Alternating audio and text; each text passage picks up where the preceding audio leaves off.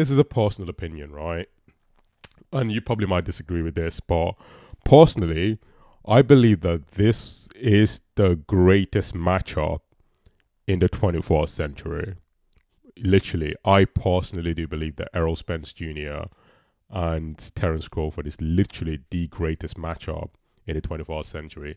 Yes, we've had a lot of great fights in the 21st century. In 2002, we've had Mike Tyson versus Lennox Lewis, for example. But the problem with that fight is that Mike Tyson was way out of his prime when he fought Lennox Lewis. We had in 2015, we had Manny Pacquiao and Floyd the Money Mayweather. Both fighters were out of their prime. That fight probably would have been better if it happened in 2007 or 2009, but it happened way later. Now, Terence Crawford is 35 and Errol Spence Jr. is 33. But both fighters, in terms of their movement and fighting abilities, it looks like they're in their prime, right? So that's why it's going to be a really good matchup. And I believe personally that it trumps the fight between Mayweather and Manny Pacquiao in terms of like the greatest fight, or at least the best matchup in 21st century.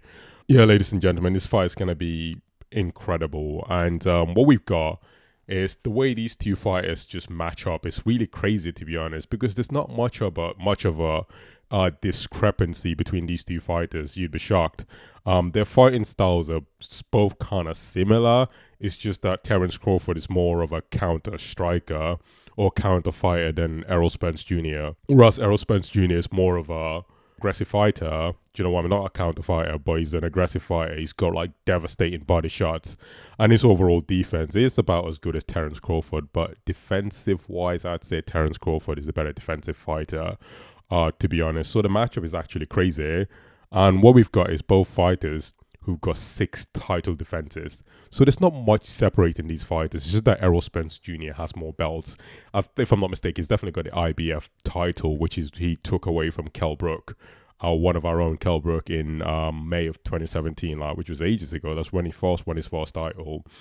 And then later on went on to dismantle many fighters to become the WBA and the BBC undisputed welterweight champion of the world, 147 pounds. And then you got Terence Crawford, who demolished Jeff Horn and became the WBO champion of the world, if I'm not mistaken. And then Jeff Horn, bear in mind, is someone that beat Manny Pacquiao. It's crazy.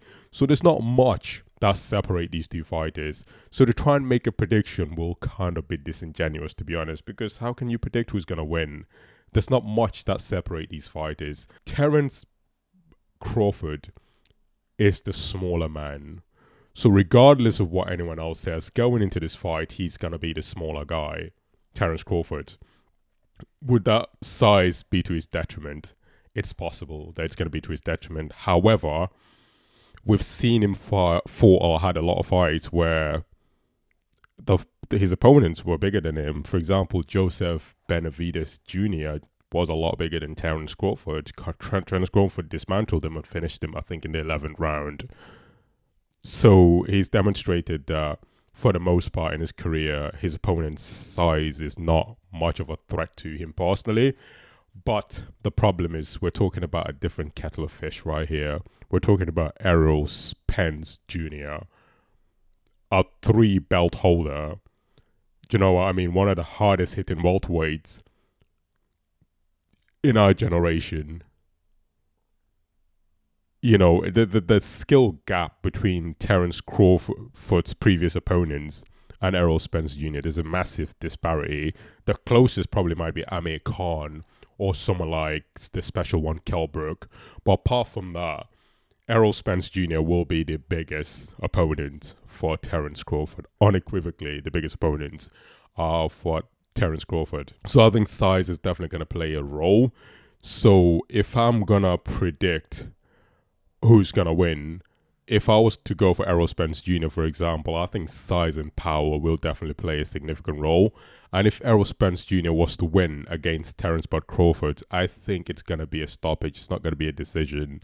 However, I believe that if Terence Crawford was the guy to beat Errol Spence Jr., I personally believe that it's more going to be sort of like a split decision or unanimous decision where he, I wouldn't say outboxes him, but he's just done a little bit better in the fight, to be honest.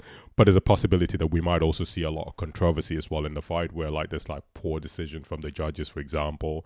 That's also possible. But I believe that the only way Errol Spence Jr. can beat Terence Crawford is through, like, it's going to be a KO finish, because he can't outpoint Terence Crawford. I don't think that's going to happen. I think Terence Crawford, regardless of the fact that they've got this, in terms of like the skill gap, there's not much of a disparity. I still believe that Terence Crawford has the advantage. So overall, he's a little bit better in terms of like his boxing abilities, to be honest. The way he mixes his punches up, his ring IQ, which is also fundamental because both fighters have a great ring IQ as well. His ring IQ and his overall movement, footwork, the fact that he can switch stances easily, I think that's going to also play a significant role as well in favor of Terence Crawford as well, ladies and gentlemen. This fight is going to be so special in many ways, ladies and gentlemen. Because think about this, right? As boxing fans, what we're not used to is seeing incredible fights take place, right? Let's be honest. We're not used to having these fights ever materialize. What's going to happen is you've got two fighters who are in their prime, who are absolutely incredible fighters, right? But the problem is that both fighters come from a separate promotion. And not only the fact that they come from a separate promotion, but they've also got different TV companies that they've got deals with. Do you know what I mean? So it's hard to make these fights ever happen.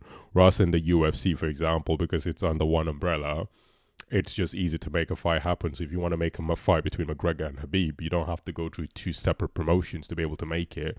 It's in one umbrella, which is the UFC. Whereas boxing, on the other hand, operates separately, differently. So if you ever want to make these fights happen, it's a little bit more complex. Do you know what I mean? So I think that's the only problem fundamentally when it comes to boxing, to be honest. But ladies and gentlemen, this fight between Errol Spence Jr. and Terence Crawford is going to be a special one, to be honest.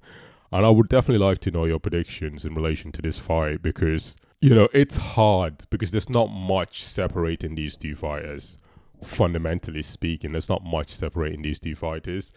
I just don't see, there's not much separating these two fighters, right? So it's going to be hard to just come out and make a bold prediction saying, I believe Errol Spence Jr. is going to beat him, or I believe Terence Crawford is going to beat him. So instead of saying that, what I'm effectively going to say is that I believe that both fighters have a way to win the fight. Do you get what I mean? So if Errol Spence Jr. is going to win the fight, it's going to be through a finish. He can't outpoint Terence Crawford. I don't believe that he could do that. On the other hand, if Terence Crawford is going to beat Errol Spence Jr., I don't believe that he's going to finish him, because I think Errol Spence Jr. is too skillful and too big for Crawford to just finish him. So I don't think that's going to happen, ladies and gentlemen. So what are your predictions? I think I need to know your predictions as well. It's important to me anyways. And make sure to smash the like button down below. And also comment and subscribe if your notification bell's turned on, because this fight is going to be a special one. I mean, if we look at both of these fighters' records,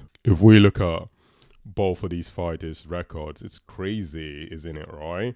I mean, Terence Crawford has dismantled the likes of Sean Porter in an easy way. Before Sean Porter destroyed him, to the extent that Sean Porter's dad had to throw in the towel. And then he absolutely demolished the likes of Amir Khan, which was easy. I remember watching that fight in 2019. Amir Khan just got absolutely slaughtered to the extent that he just gave up. He was getting counter-striked, and, you know, he just couldn't deal with the pressure. He couldn't deal with the power. His chin was just deteriorating. So that was an easy fight for Bud Crawford, right? And then he fought Joseph Benavidez Jr., and there was a lot of animosity between these two fighters going into the fight. And then obviously he got the finish, I think, in the 11th round, and then also dismantled the likes of Kell Brook and the Cuban sensation Yuriorkis Gamboa.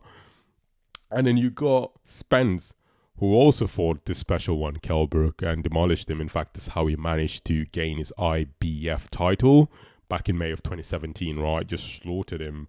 And then Udenis Ugas, a Cuban sensation who actually destroyed Manny Pacquiao. Manny Pacquiao being a guy that was meant to fight Errol Spence Jr., but it didn't happen because Errol Spence Jr. had some injury in his eye. And then what else have we got?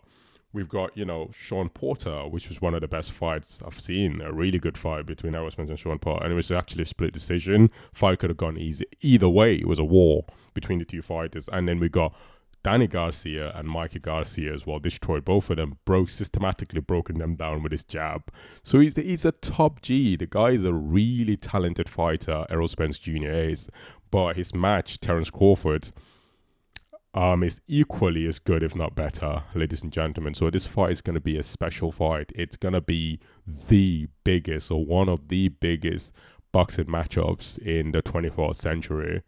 Ladies and gentlemen, this is comparable, if not greater, than when Lennox Lewis had fought Mike Tyson in 2002, or when Manny Pacquiao fought Floyd Money Mayweather in 2015. Ladies and gentlemen, make sure to smash the like button down below, comment and subscribe if your notification bell is done on. Peace.